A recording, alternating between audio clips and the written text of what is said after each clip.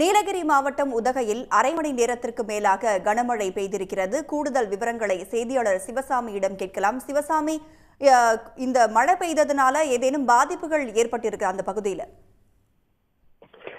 மலை மாவட்டமான நீலகிரி மாவட்டத்தில் தற்போது கோடை காலம் தொடங்கி உள்ளது. ஆனால் இதமான காலநிலை நிலவும் என்று எதிர்பார்த்த நிலையில் கடந்த சில நாட்களாகவே வழக்கத்தை விட ஒரு 3-4 டிகிரி செல்சியஸ் வெப்பநிலையானது அதிகரித்து காணப்பட்டது. இதனால் மலை மாவட்ட மக்கள் சற்று வெப்பத்தின் தாக்கத்தில் தவித்த நிலையில் இன்றைய தினம் காலை முதலே உதகை மற்றும் அதன் சுற்று இருக்கக்கூடிய பகுதிகளில் மேகமூட்டத்துடன் காலநிலையானது காணப்பட்டது. இந்த நிலையில்தான் மாலையில் சுமார் அரை மணி நேரம் மழையானது கொட்டி தீர்த்திருக்கிறது.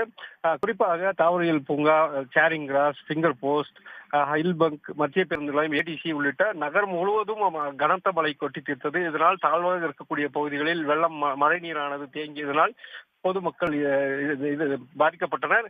இந்த மழையின் காரணமாக உதகையில் இதமான காலநிலை நிலவு வருகிறது. தாழ்வான இடங்களில் தண்ணீர் தேங்கி இருப்பதனால் பொதுமக்களும் சுற்றுலா பயணிகளும் சற்று பாதிக்கப்பட்டனர். கூடுதல் விவரங்களை பகிர்ந்து கொண்டமைக்கு நன்றி சிவசாமி.